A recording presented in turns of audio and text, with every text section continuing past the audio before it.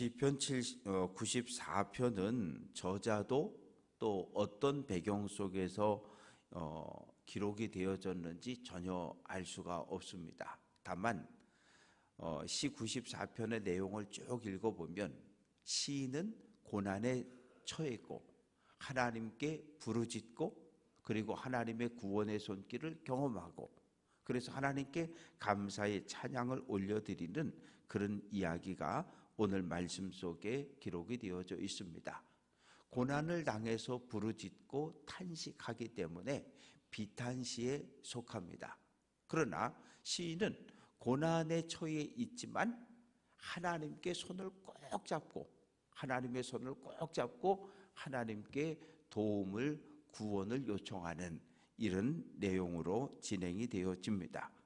그래서 1절부터 7절까지 말씀 속에서 이 악인들이 의인을 고통과 괴로움 속으로 몰아넣을 때 그때의 그 속상한 감정을 잘 표현하고 있는데 이 복수하시는 하나님, 복수라고 하는 단어는 내가 지금 악인에 의해서 짓눌림을 당하고 박해를 당하고 있으니까 하나님 이 악인의 손에서 나를 구원해 달라는 거예요.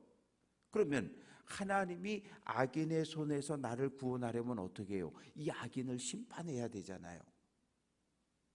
이스라엘 자손이 애굽에서 가장 천대받는 가장 사회의 밑바닥의 인생을 살아갈 때 하나님께서 그들의 울부짖음을 들으셨고 그리고 눈으로 보았다고 말씀하셔요. 그래서 누구를 보냅니까? 모세를 보내잖아요.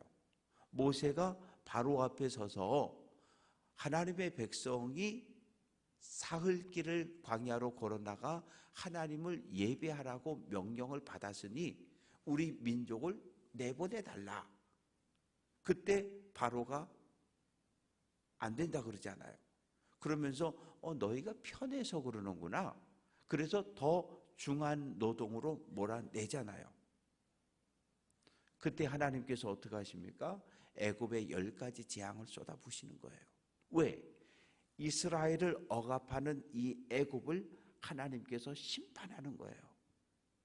풀어주지 않으면 계속해서 더 심한 심판을 받을 거야.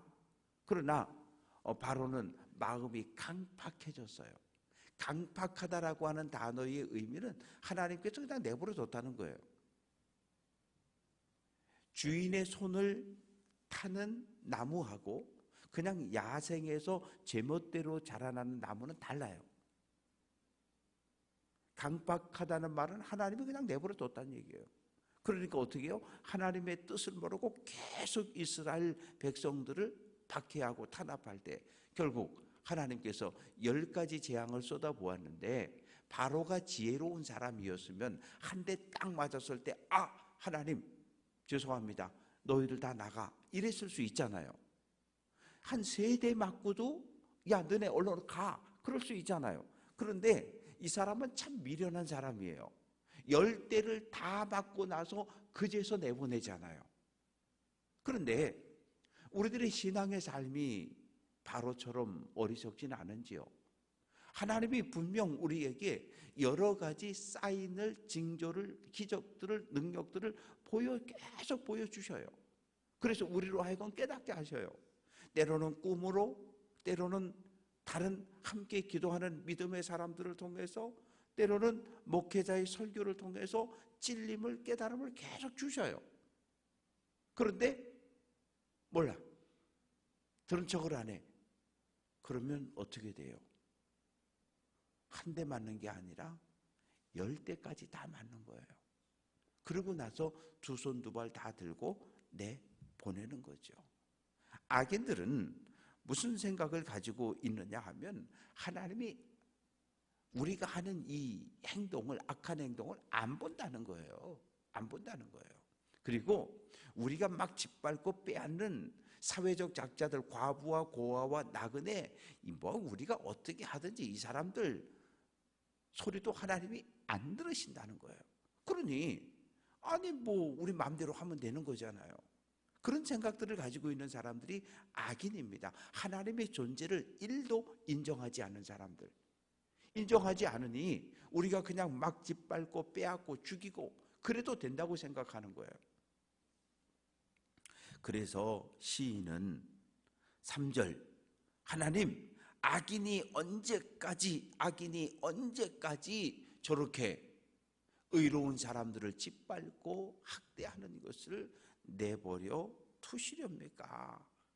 5절, 주의 백성 하나님의 백성을 짓밟고 하나님의 소유를 곤고하게, 소유라고 하는 것은 하나님의 백성의 또 다른 표현으로 사용되어졌습니다.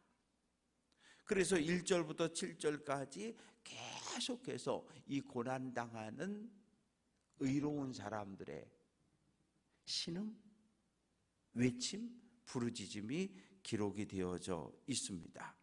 이제 8절부터 11절까지 말씀 속에서는 악인에 대한 하나님의 심판이 경고되어집니다.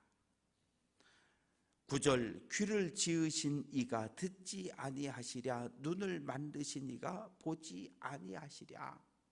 하나님이 우리의 귀를 만드셨고 하나님이 우리의 눈을 만드셨는데, 창조주 하나님께서 우리들의, 하나님의 백성 의로운 사람들의 신음소리, 고통당하는 그 모습을 귀로 듣고 보지 않겠느냐.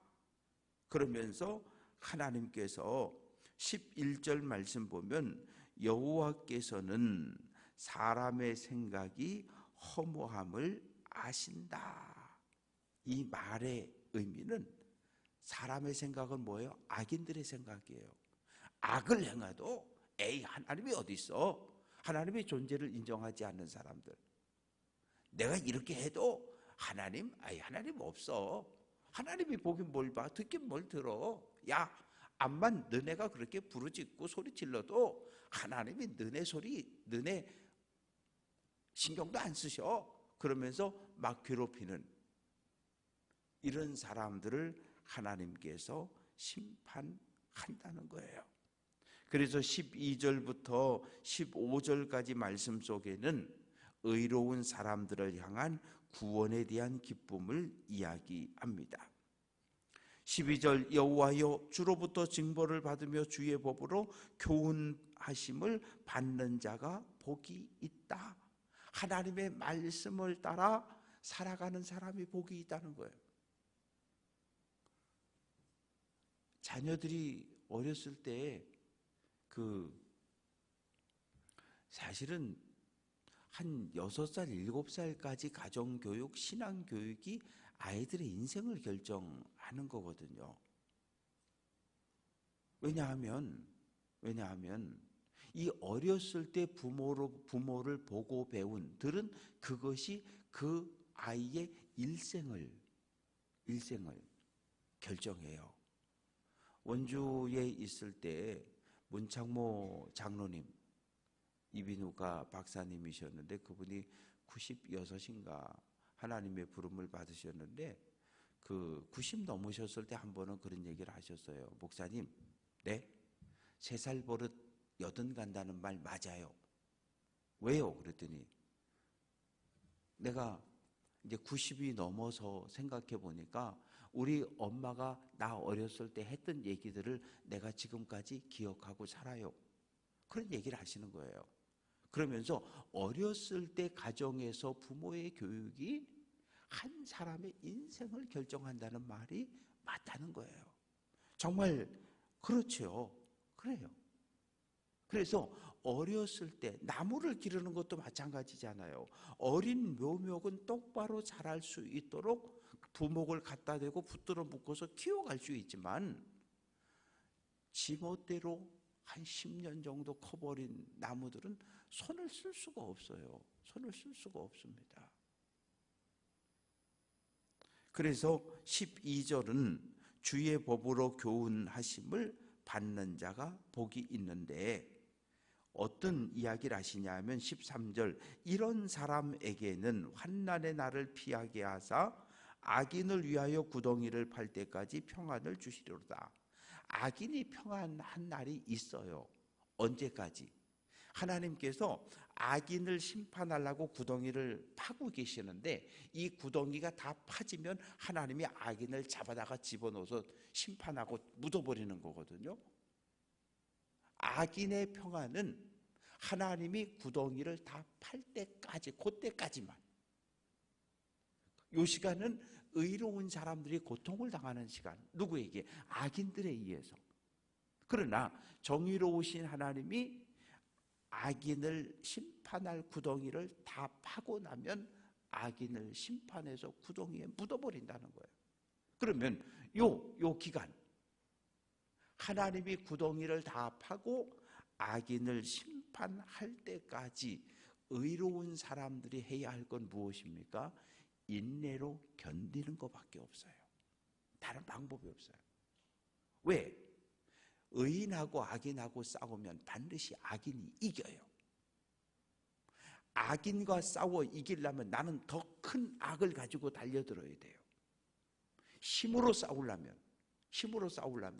적어도 나를 덤벼드는 사람보다 내가 힘이 셀 때 그 사람을 힘으로 누를 수 있는 거지. 안 돼요.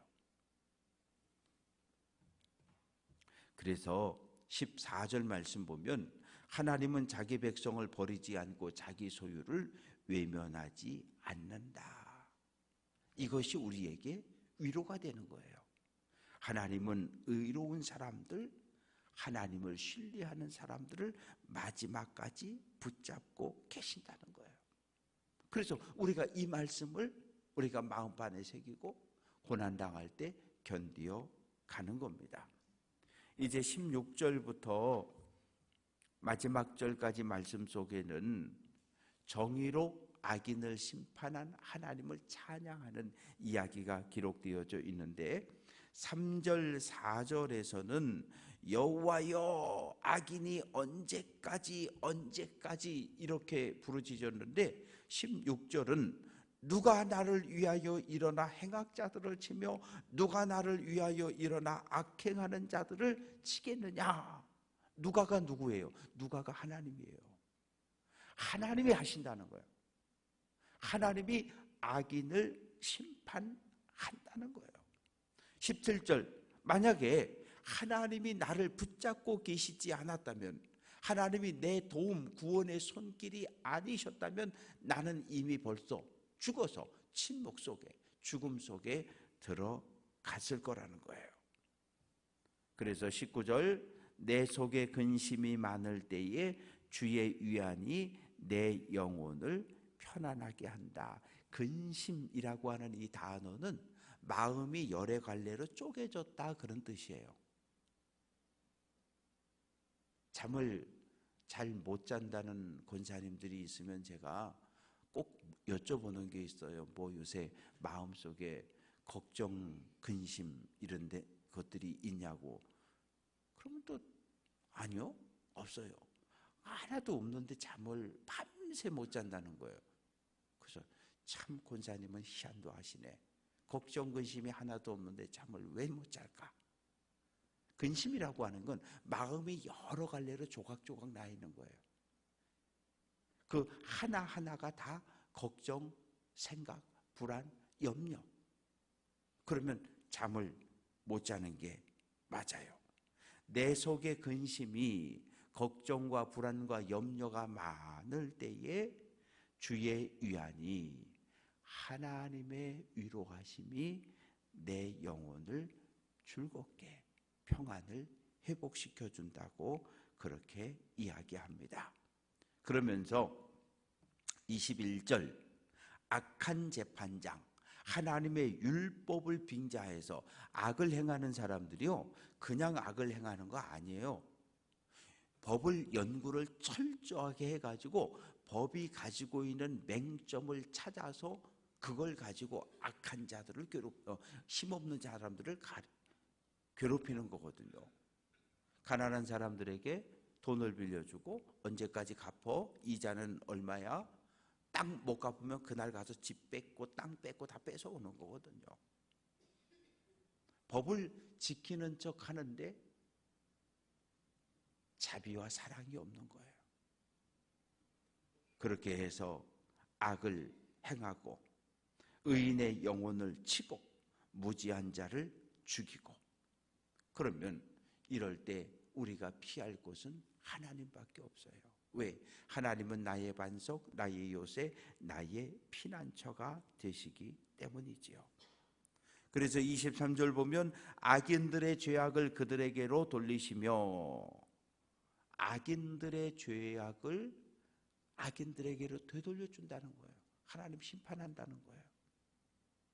그래서 오늘 우리가 어려움을 겪고 있거든, 고난과 근심과 여러 가지 문제로 인해서 고통을 겪을지라도 하나님께서 나를 붙잡아 주시고 나를 보호해 주심을 확신하고, 하나님께서 이 고난에서 나를 건져 주실 거야, 하나님이 이 어려움에서 우리를 지켜 주실 거라고 하는 분명한 확신을 가지고 오늘 한 날도 믿음의 길을 잘 달려갈 수 있는 귀한 성도들 될 수 있기를 주님의 이름으로 축원합니다.